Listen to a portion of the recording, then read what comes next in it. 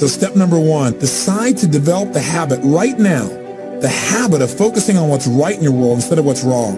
The habit of focusing on what you do have instead of what you don't have in a situation. And as basic as that is, and as well as you know it, you've got to make it a habit.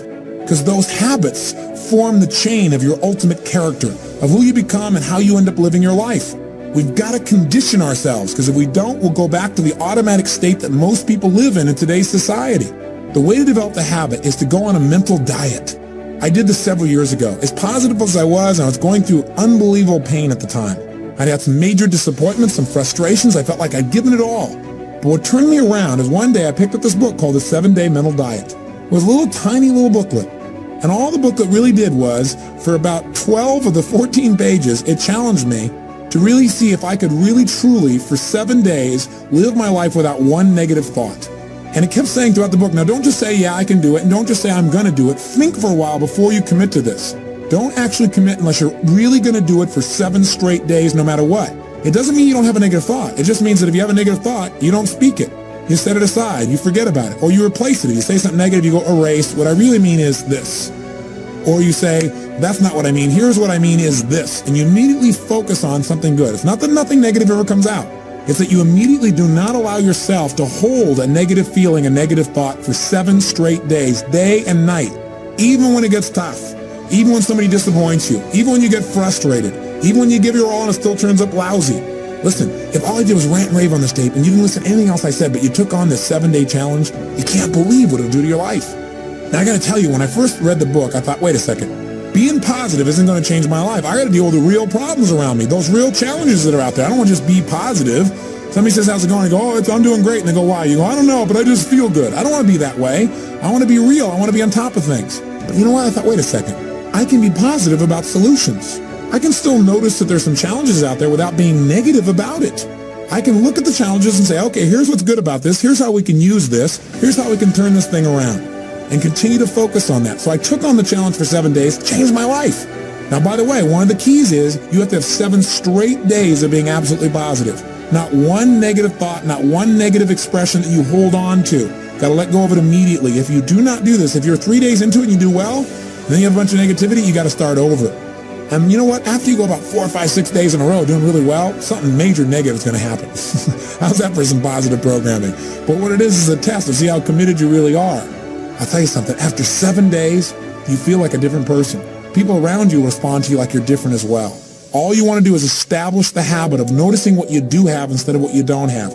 Noticing what's great about a situation versus what's not great. Focusing on solution instead of problems. That's what changes your life. Here's key number 2. Instead of judging yourself and others, decide, remember these are decisions, decide right now to become curious instead of judgmental. But remember, when you find fault in other people, when you start noticing constantly how they've wronged you, how this person is not good enough, or they're too egotistical, they're too proud, or they don't really care about people, as soon as you start judging other people, you just got to remember something. If you start judging other people, you're going to also start judging yourself intensely. If you're angry at other people, there's a very good chance you're angry at yourself as well. Maybe we need to perceive more and judge less. Maybe instead of finding fault with other people, without really thinking about what they've gone through to be where they are this day, maybe we can get really curious about what's making this person be in the state they're in. Or what's the motivation behind this person's anger? For example, a lot of times we think somebody's being negative or angry or we're frustrated with them, but we never bother to find out what's really going on. I know myself, I was at a party recently and I fell prey to this. There was a woman who came to the party. Everybody behind her back was talking about how unbelievably egotistical this woman is, how negative she was. But you know what? I sat next to her at dinner time and I got a chance to really find out who she was. I got curious about her. And I began to find out about all the pain she'd been through in her life. What I realized was this woman was just barely hanging on to her life. She just needed to know that people cared, but she was so afraid of being rejected that she put out this ego because she didn't want someone to reject her, so she figured she'd reject them first. And I got a chance to really know her, and she was a wonderful person. I'll tell you something else we've got to be careful of that ties in with this, of our being judgmental. Out of our fear of having heroes in our society today, we seem to try and consume them and destroy them as quick as we can. We try to find something that's wrong with our heroes because, boy, we don't want another Jim Jones. We don't want another Jim Baker. Remember, we got to judge less, perceive more. We got to get curious. Instead of living in a society where we're so afraid to believe in anything or anyone that we believe in nothing at all, and we lose our power of positive thinking. We try and protect ourselves from things we maybe not even need to protect ourselves from.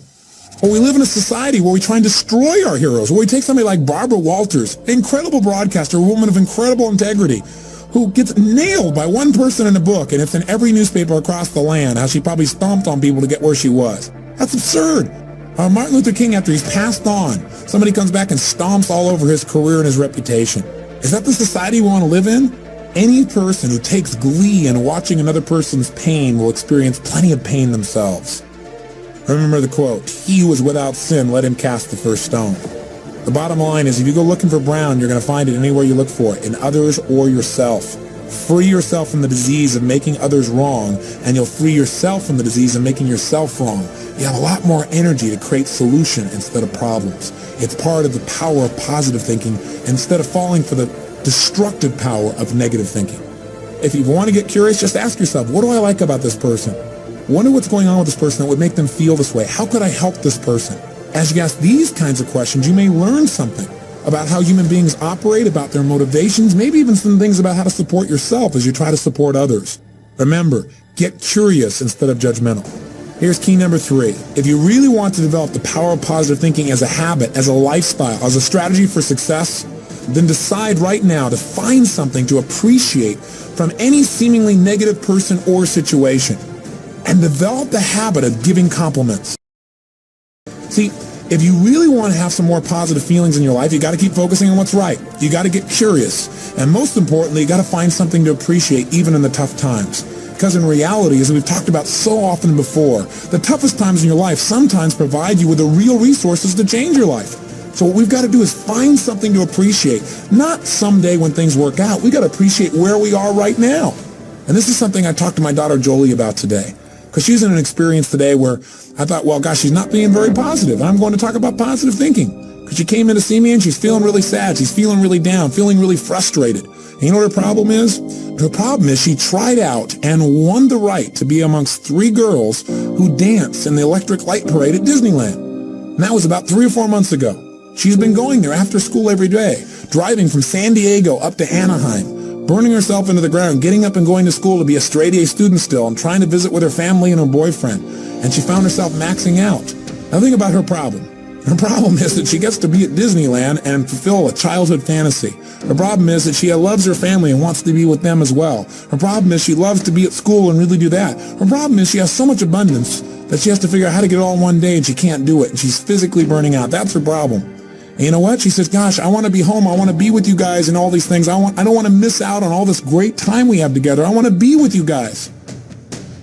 I said, well, honey, look what you're doing. She goes, yeah, I don't want to miss out on Disneyland either. I don't want to miss out on my career and what I'm doing and what's going on. What's the problem? The problem is she's finding out what's negative in both situations. She's focusing on what she doesn't have instead of what she does have. Now, I could be negative about that and say, gosh, be more positive.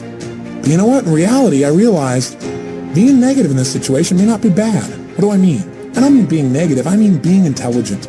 I mean being critical in your thinking. Seeing what you don't have is sometimes useful too. This is what I promised you in terms of the power of negative thinking. Here's how negative thinking can be useful. I sat down with her and I said, honey, let's look at the advantages and disadvantages of both. Let's not just be positive. Let's look at it. The whole thing is positive. Let's know that no matter what you choose, you've won. You have what most people dream about. But for a moment, let's be a little bit critical. What do you love about Disneyland? What's great about it? What is it giving you? And let's ask the question that maybe we don't ask very times when we're just being purely positive. What isn't it giving you? What are you afraid about? What are you missing by being there? What's great about being at home more? What's great about those things? What's not great about that? Be honest. If you were there, what might happen that's not good? What might you miss out on? And you know what? By getting her to use both positive and negative thinking, or to be more accurate, positive thinking and some critical thinking, looking at what isn't there for the moment, what she is missing out on, and allowing that pain to motivate her, she was able to clarify what's most important in her life and what's the best way to do that. And she came up with a plan that totally empowered her.